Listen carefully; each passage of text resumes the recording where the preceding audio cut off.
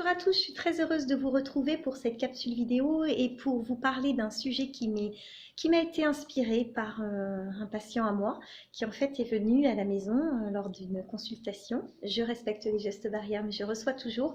Et bien qui a été étonné en fait d'entrer, d'ouvrir la porte et de trouver un sapin de Noël et une maison décorée pour Noël.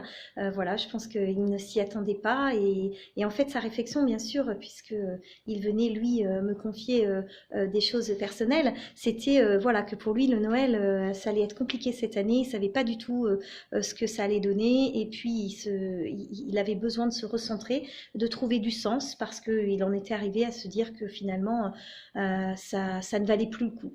Voilà, et en fait l'arbre de Noël qui est là, qui est mon sapin, est venu le trouver finalement dans son cœur et il a été tout de suite ravi et il m'a dit mais si vous faites un sapin de Noël, voilà, je vais en faire un aussi. Alors je me suis dit bon ben voilà, on ne sait jamais comment on va inspirer les gens, mais en tout cas lui je l'ai inspiré. J'espère que ça va vous inspirer aussi, parce qu'en fait derrière cet arbre de Noël, évidemment, j'y ai mis moi aussi mes questions. J'y ai mis moi aussi tout ce qui me passe par la tête. La première question c'était effectivement comment va se passer Noël et qu'est-ce que je vais faire et finalement surtout est-ce que ça vaut encore le coup de se préparer et comment se préparer finalement. Alors j'y ai trouvé beaucoup de joie en fait à me préparer, en tout cas à décorer parce que ça reste quelque chose que j'aime faire. J'ai pas toutes les réponses, je ne sais pas encore, même moi je ne sais pas comment je vais passer Noël, mais en tout cas je sais que même quand j'étais à Bali, je faisais un arbre de Noël, je faisais un sapin, j'ai eu des sapins en bambou.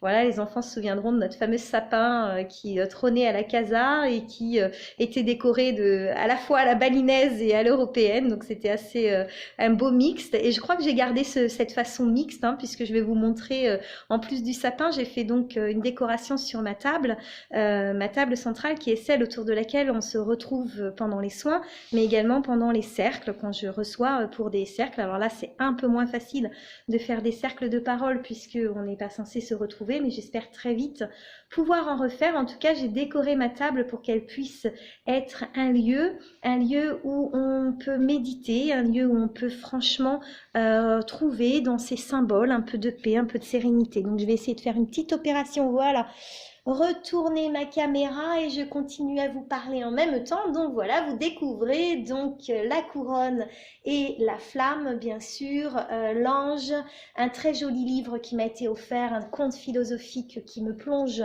dans des réflexions à la fois très profondes et très simples et j'aime beaucoup cela. Mon petit cheval à bascule qui me suit depuis très très longtemps et que j'aime beaucoup, qui est pour moi vraiment le symbole d'une joie un peu oublié, mais très simple, où effectivement il suffisait parfois d'un seul jouet, d'un seul objet pour qu'on se plonge dans ce Noël que l'on aime. Évidemment, Bouddha est toujours là. Bouddha pour nous recentrer, pour nous aider à rester dans la paix, dans la joie, dans le calme. Et puis des décorations que j'ai faites en atelier, voilà, en partageant cela avec ma maman. La source toujours, le ou que je suis allée chercher il ne faut jamais oublier de mettre donc dans ces intérieurs du vivant. Et donc les jacinthes aussi, ces jolies jacinthes qui m'ont été offertes et qui sont en train de fleurir et de me montrer leur couleur. J'attendais de savoir et évidemment elles sont roses, parfaitement je dirais en accord avec le quartz rose qui trône voilà sur cette table et qui est là pour me rappeler donc la puissance de l'amour et des pierres. Voilà, donc cette table en fait elle a un sens très très particulier pour moi puisque c'est ici que je me recentre, c'est ici que je médite, c'est auprès de ces objets que je trouve mes réponses, ma paix. Et voilà, je vous souhaite de pouvoir à votre tour décorer votre maison, décorer votre intérieur, vous créer un petit espace voilà, qui va être nécessaire d'avoir en ces temps un peu compliqués, en ce Noël différent, en ce Noël 2020, mais qui encore une fois sera unique en plein de points, mais surtout qu'on ne revivra jamais. Voilà, je vous laisse avec mon sapin et j'espère que vous allez être inspirés à votre tour. En tout cas, c'est ce que je vous souhaite. À très bientôt!